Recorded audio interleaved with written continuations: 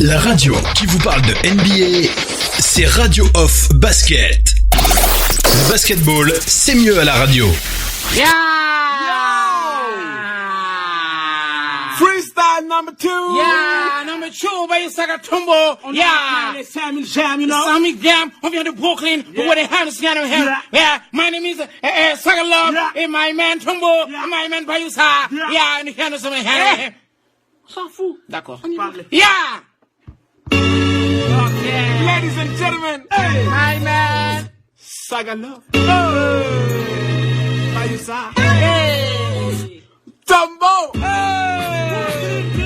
Yeah. Brooklyn Beach. Hey. Brooklyn Beach. Hey. Brooklyn Beach. Let's go. Hey. Hey. Talk. Easy Saga Love. Honey, when you get it in the night. I'm not black. I'm chocolate. I really get it, turn it down. Baby, I love you. Baby, I need you. I'm not black. I'm chocolate. And if you knew how when I be turn it down. When you care, when you hit it, when we hand it down. My man, by you. I'm not black. I'm chocolate. Not black, I'm chocolate. Hey. Mama Sita, Mama Losa. Africa. In the party to Africa. Bacon. I'm not black. I'm chocolate. I'm chocolate. I'm not black. I'm chocolate. I'm not black. I'm chocolate.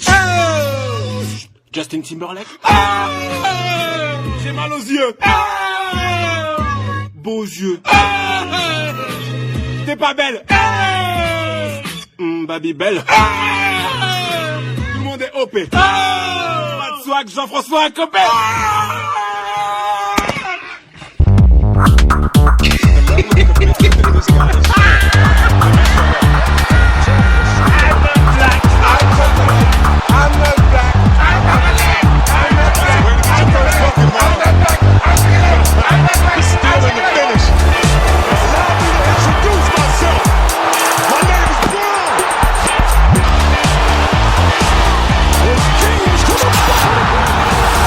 La radio qui vous parle de NBA, c'est Radio Off Basket. Le basketball, c'est mieux à la radio.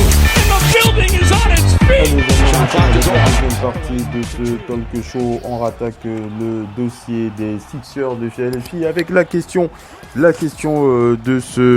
cette deuxième partie de talk show live FM NBA. Est-ce que Joel Embiid, en tout cas la question, je reviens sur le titre, excusez-moi, je reviens sur le titre de ce podcast. Joel Embiid en a marre. Joel Embiid en a marre du problème de shoot de Ben Simmons. On a retourné l'actualité de cette façon, voilà, pour provoquer bien entendu les auditeurs. Joel Embiid en a marre du problème au shoot de Ben Simmons et c'est véritablement une question qui mérite d'être posée concernant les Sixers de Philadelphie, compte tenu du fait que cette équipe a malheureusement déçu lors des derniers résultats des Sixers qui ne sont pas bons, tout simplement, les Sixers qui ont des résultats en dents de scie, et ce depuis le cadeau de Noël qu'ils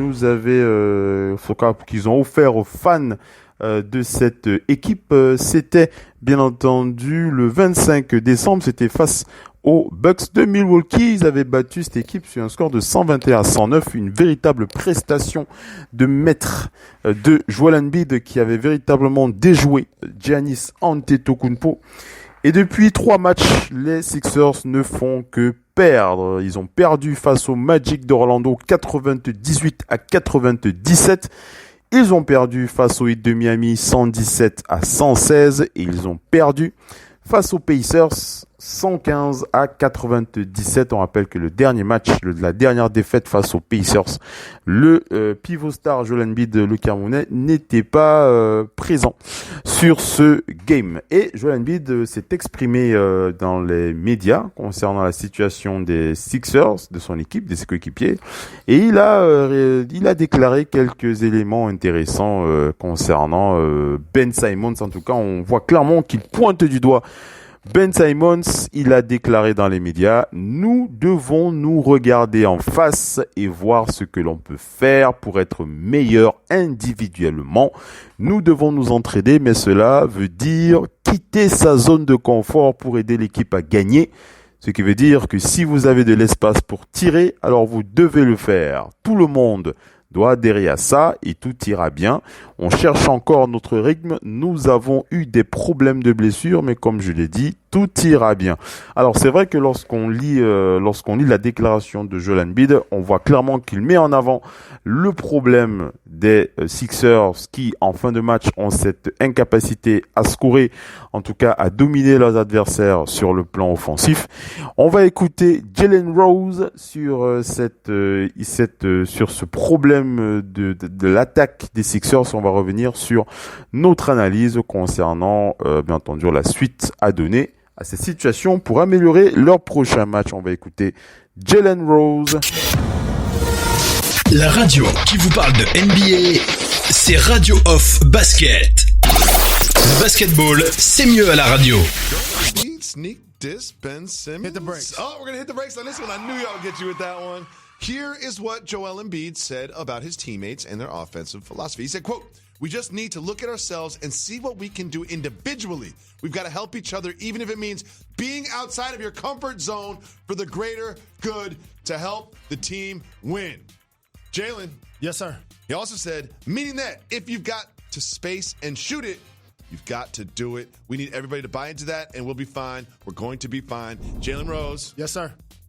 Who doesn't shoot from the outside on the 76ers? Ben Simmons. Is Joel Embiid sneak dissing Ben Simmons with that quote? How much do I adore big point guards? You love him. All the way back from Magic to Steve Smith, Brent Berry, shout out, Sean Livingston. Jalen Rose. Thank you, family. Penny Hardaway. Let me tell you something.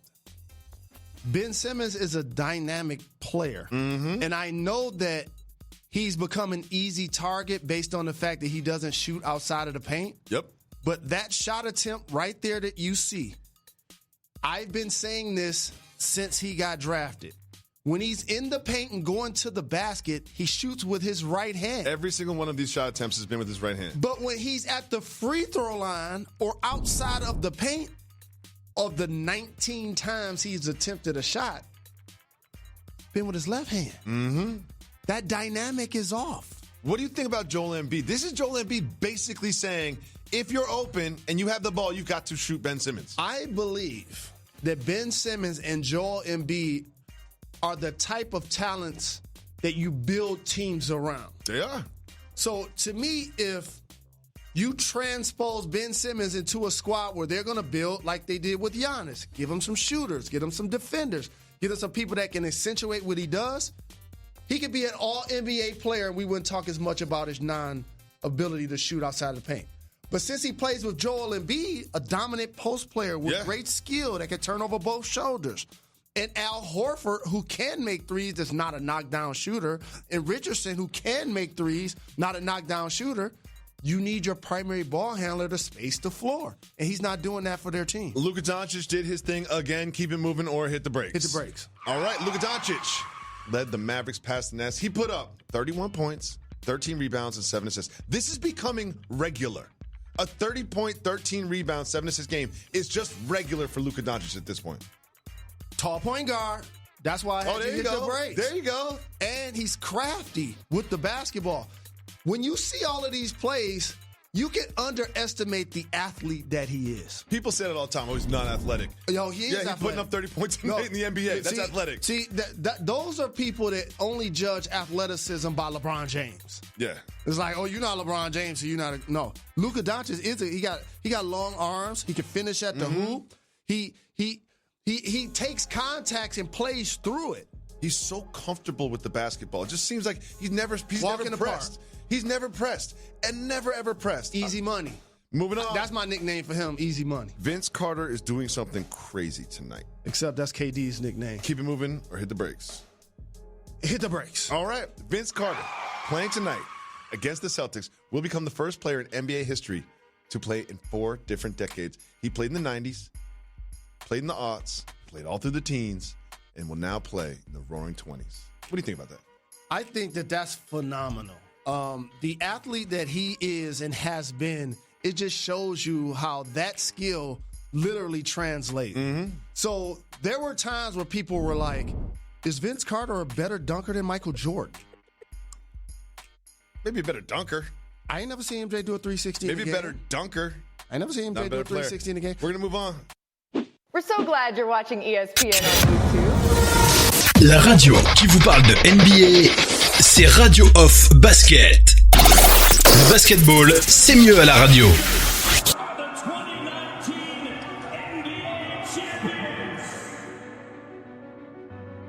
Our first will never be forgotten.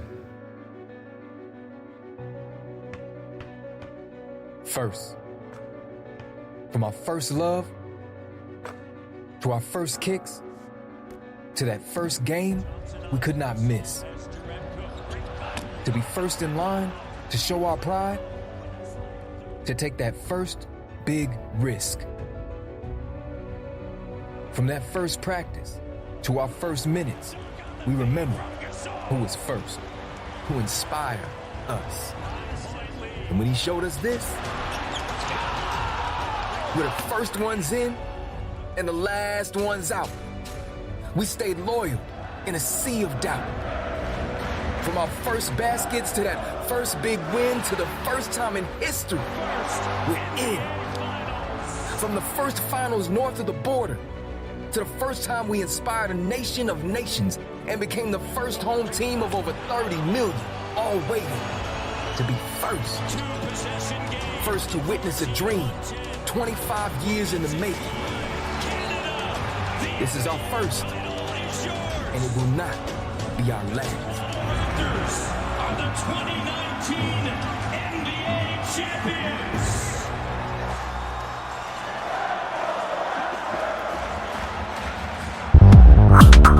The level of commitment that this guy has shown.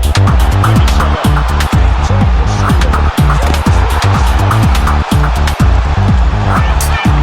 That's the way to get your first bucket, Mark. The steal and the finish. Allow me to introduce myself. My name is Brown.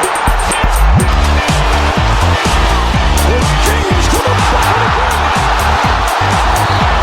Back to LeBron. They're going back and forth here, up and down. LeBron to the rim, another one. 2 tomahawk dunks, and the building is on its feet. Shot clock is off. Hardaway to Trier. Trier drives down. Throws it down. Alonzo Trier. Talk about an exclamation point. Allez les amis, on attaque la suite de ce talk show. Nous sommes dans le live FM NBA et nous posons la question. Nous donnons une réponse plutôt à cette interrogation concernant la problématique d'attaque au niveau des Sixers de Philadelphie. Et bien entendu, vous avez entendu Jalen Rose qui s'est exprimé notamment sur le cas de Ben Simmons, puisqu'on lui a posé la question de qui est-ce que parle Joel Embiid lorsqu'il évoque le problème au niveau des shoots, et Jalen Rose qui n'a pas hésité à pointer du doigt Ben Simmons. Jalen Rose qui a notamment précisé qu'il adore les meneurs de grande taille. Il a cité l'exemple Magic Johnson, Anthony Hardaway, etc., etc. Et il est toujours un petit peu déçu de constater que Ben Simmons, au niveau de son attaque, il est toujours, c'est un joueur qui joue des deux mains, hein, puisqu'il précise que lorsque Ben Simmons attaque le panier, il est plutôt droitier, et lorsqu'il s'agit de shooter, que ce soit à mi-distance ou à longue distance, il utilise sa main gauche. Bien entendu, il ne pointe pas du doigt le fait qu'il joue des deux mains, mais il pointe du doigt la problématique du shoot de Ben Simmons. Il a déclaré, bien entendu, que pour lui, Ben Simmons et Joel Embiid sont deux joueurs pour qui il faudrait bien entendu construire autour pour véritablement combler leurs faiblesses. Donc pour lui, il ne s'agit pas de demander à Ben Simmons de shooter, d'envoyer des briques dans le ciel, mais pour lui, il s'agit des Sixers. Il faut que les Sixers entourent au mieux les deux joueurs, entourent au mieux Joel Embiid, entourent au mieux Ben Simmons pour leur permettre de s'exprimer dans ce qu'ils maîtrisent le mieux. On va dire ça comme ça. Alors, pour ce qui est de ma part, je pense véritablement que Joel Embiid, en tout cas, il est clair que Joel Embiid, on peut le dire, il en a un petit peu marre de constater que Ben Simmons ne fait pas partie. Ben Simmons n'est pas Jimmy Butler. Ben Simmons n'est pas le joueur clutch de fin de match. J'ai cité Jimmy Butler parce que Jimmy Butler, c'est le joueur qui manque véritablement à Joel Embiid. Il a régulièrement annoncé sur les réseaux sociaux en précisant pourquoi est-ce que c'était véritablement une déception pour lui de perdre Jimmy Butler. Mais voilà, ce fait est déjà passé, il faut regarder de l'avant et il essaye véritablement de le faire, le Camerounais, en se posant les bonnes questions concernant la situation de son équipe et surtout leur capacité ou leur incapacité à être efficace en attaque. Je l'ai dit, les Sixers ont perdu leurs 3 derniers matchs face au Magic d'Orlando, face au Heat et face aux Pacers. C'est ce que l'on peut remarquer, c'est que sur les 3 matchs perdus, ils ont perdu 2 matchs en fin de quart-temps, c'est-à-dire d'un point, tout simplement, parce qu'ils n'ont pas réussi à s'imposer sur l'aspect offensif de leur jeu. Et Joel Embiid qui estime qu'il n'a pas suffisamment d'aide de la part de ses coéquipiers. Il n'a pas suffisamment d'aide. Joel Embiid, en tout cas, c'est ce qu'il démontre, c'est ce qu'il dit dans sa déclaration, c'est ce qu'il nous fait comprendre lorsqu'il dit que il faut shooter lorsque vous avez des tirs ouverts. Et je pense que s'il s'adresse à Ben Simmons, c'est qu'il a véritablement vu Ben Simmons réussir plusieurs fois des tirs ouverts, notamment à l'entraînement, puisque pour ceux qui ont pu observer Ben Simmons en entraînement, vous avez pu le voir shooter, vous avez pu le voir shooter à 3 points, vous avez pu le voir scorer. Et malheureusement, ce n'est pas le cas pour ce qui est de la saison régulière où je crois que Ben Simmons il est à 2 ou 3 shoots, je sais plus, pour l'intégralité de la saison. Et ce serait quand même assez légitime de la part du Camerounais d'en avoir un petit peu marre de constater cet état de fait. Bien entendu, il y a d'autres scoreurs. Aux Sixers, nous avons quand même Tobias Harris. Nous avons Tobias Harris qui est là, qui doit aussi jouer son rôle. Et malheureusement, pour ce qui est des 3 matchs perdus, Tobias Harris n'est pas sorti véritablement à son avantage.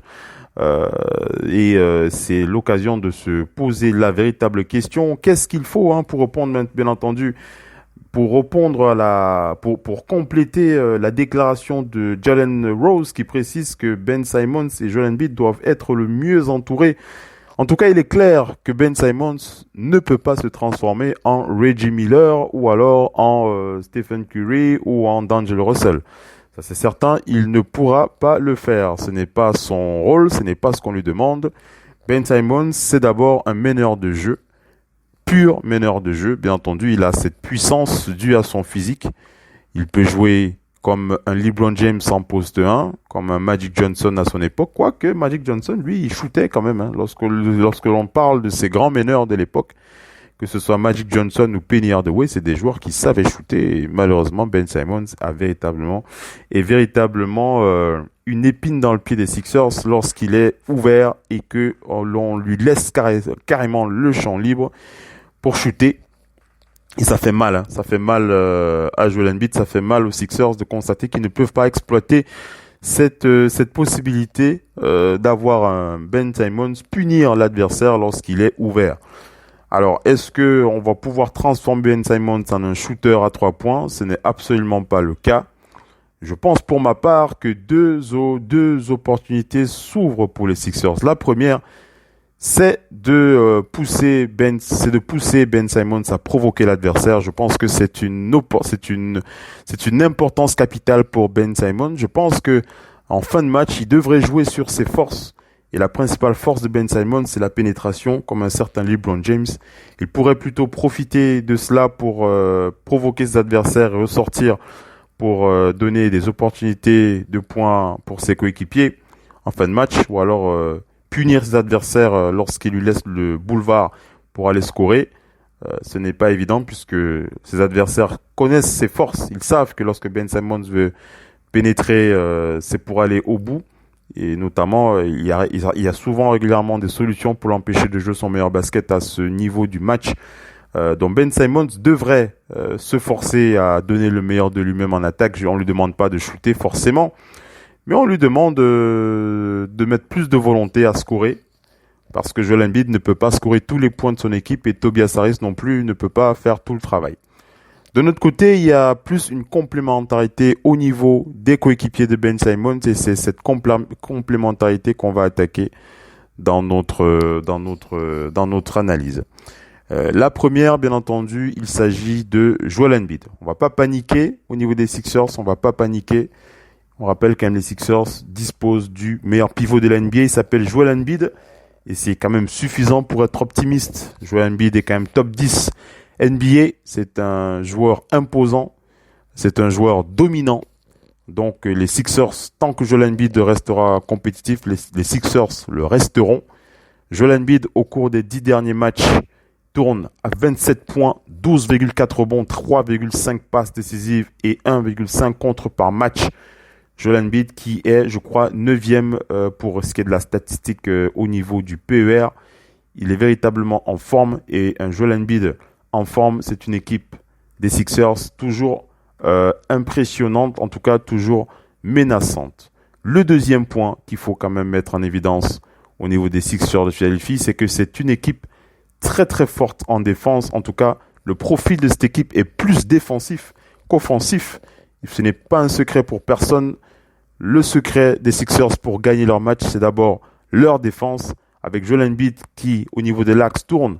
La défense qui permet de faire tourner la défense des Sixers de Philadelphie, rivalisant même avec les Jazz d'Utah lorsqu'il s'agit d'affronter Rudy Gobert. Rudy Gobert qui est quand même le meilleur défenseur de la NBA, double meilleur défenseur de la NBA. Il est quand même aidé par Al Horford qui est aussi un très très bon défenseur et on n'oublie pas Ben Simmons parce que lorsqu'on parle de défense, Ben Simmons est un solide candidat pour faire partie de la All Defense NBA First Team. Donc Ben Simmons qui pourrait faire partie de la première équipe, la meilleure défensive de la NBA. Donc c'est une équipe, le groupe de Brett Brown n'est pas sans défaut, mais les Sixers ont suffisamment de taille et de mobilité pour véritablement bien défendre et surmonter la grande majorité des pannes qu'ils peuvent rencontrer lors des matchs clés. Embiid et Al Horford ont une équipe de défenseurs dans la peinture. Ben Simmons peut défendre sur les 5 positions. Tobias Harris, lui aussi, est un excellent défenseur. Les Sixers l'ont démontré à Noël face aux Giannis, face aux Bucks. Les Sixers l'ont démontré à Noël face aux Bucks de Giannis Antetokounmpo. Ils ont démontré qu'ils ont les moyens de gagner. Ils ont les moyens d'être véritablement intimidants, notamment en défense. Il suffit de regarder le travail du Heat de Miami. Lorsque vous regardez le Heat de Miami jouer au basket, vous vous rendez vite compte que ils ont compris la méthode Pat Riley, la méthode Eric Spoelstra, qui est d'abord de mettre l'accent sur la défense avant de partager la gonfle en attaque. C'est ce qu'il y a de plus important. Et on n'oublie pas bien entendu la troisième option la troisième option des Sixers qui est d'avoir des joueurs qui peuvent scorer. On va noter Richardson par exemple qui en ce moment n'a pas trouvé sa zone de confort. Joel Embiid qui travaille dans une peinture plus encombrée que jamais parce qu'il y a des prises à 2, des prises à 3 sur Joel Embiid maintenant. Mais les Sixers qui affichent un bilan de 23 victoires pour 13 défaites et un rythme qui pourrait aller à 52 victoires cette saison n'est pas une équipe véritablement qu'il faut plaindre, même s'il faut qu'ils gagnent pour avoir l'avantage du terrain. Il reste 46 matchs de saison régulière avec la pause des All-Stars, donc les Sixers ont de quoi se révéler et répondre à leurs adversaires. Donc véritablement, on va croire en cette équipe, on va croire en la possibilité de cette équipe d'être suffisamment intimidante, notamment grâce à leur force qui est la défense. C'est vrai que Joel Embiid a envie de voir un Ben Simmons beaucoup plus percutant en attaque Et je l'ai dit, hein, je pense véritablement que Ben Simmons se doit d'être plus percutant en attaque.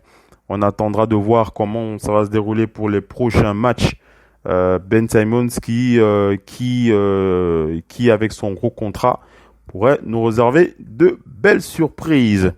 Voilà, vous allez me dire ce que vous en pensez sur les réseaux sociaux. J'envoie un gros big up à Laurent Paul qui écoute ce talk show, qui dit Oncle Phil, nous sommes là. Voilà, je ne vous ai pas oublié, la communauté Radio Hall of Fame Basket, et bien entendu, je vous inviterai pour les prochains talk shows sur le parquet de la radio.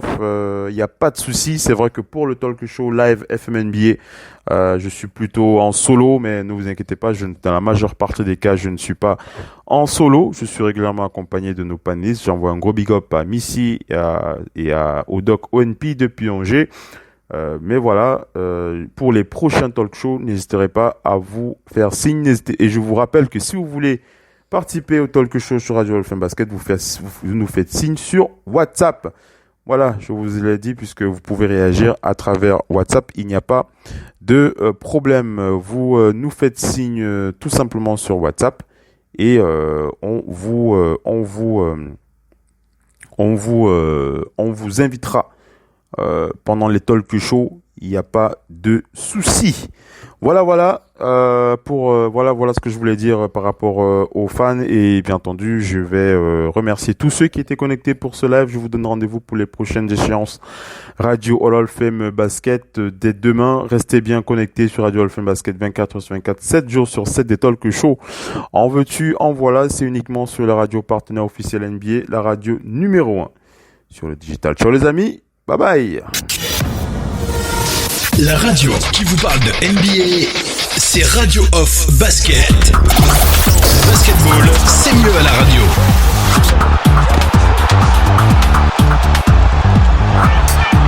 That's the way to get your first bucket, Mark. The steal and the finish. Allow me to introduce myself. My name is Brown. It's James to the bucket. Back to LeBron, they're going back and forth here, up and down. LeBron to the rim, another one! 2 tomahawk dunks, and the building is on its feet! Shot clock is off. Hardaway to Trier. Trier drives down. Throws it down. Alonzo Trier. Talk about an exclamation point. Lob. Indeed. Do you believe that one? Didn't think he could get it. A one-hand redirect jam by Anthony Davis. Drew's got Alfred, and he's got AD on the trail. AD going, throwing it down even harder. Jared Allen. Time Kenny Atkinson. We knew he was going hard to the hole. Fortunately, a good landing. Up by Rozier, 8 seconds to go. Rozier lead for Tatum. Gallups ahead of Paul George and throws down a highlight slam over him. Paul George got some of that. Jason Tatum putting it down with 5.5 remaining. Oh my goodness gracious!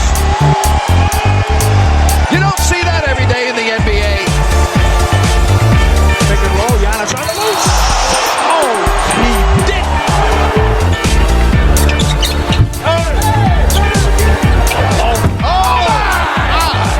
Miles Bridges, bring it down! Oh. Just wicked. Follow your shot, people. You never know, you might get it back. Oh my word. That's a 10 all day, every day. Might even give him a 10 and a half. Look at Kemba Walker. The lock for Gordon. Oh, he styles it up.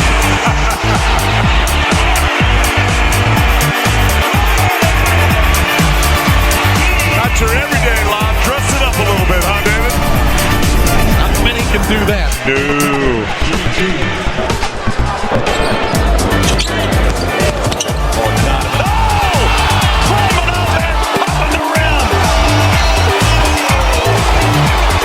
Here comes your play of the day tomorrow. Unbelievable. Maybe play of the week, maybe play of the month.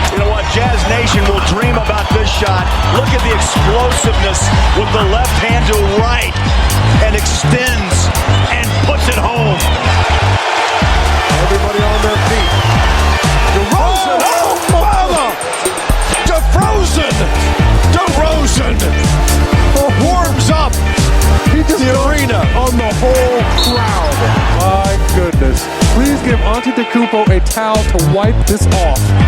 I mean, he throws it down on the entire stadium. Turns the corner on it. Broken up, stolen by Zach. To the line of a leg.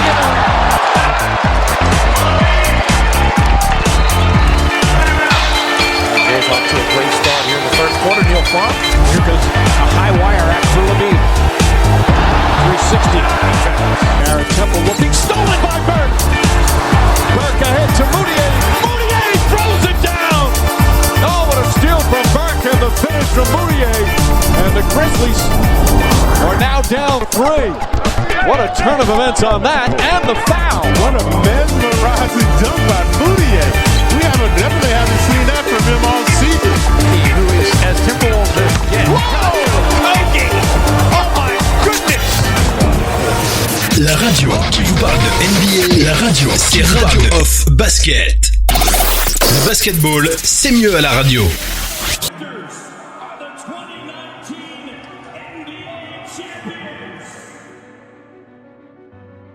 Our first will never be forgotten. First. From our first love, to our first kicks, to that first game we could not miss. To be first in line, to show our pride, to take that first big risk. From that first practice to our first minutes, we remember who was first, who inspired us. And when he showed us this, we're the first ones in and the last ones out. We stayed loyal in a sea of doubt.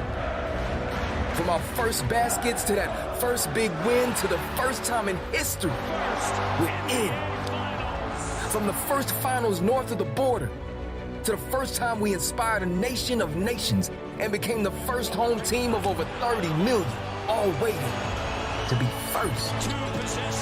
First to witness a dream, 25 years in the making. This is our first, and it will not be our last. Are the 2019 NBA champions.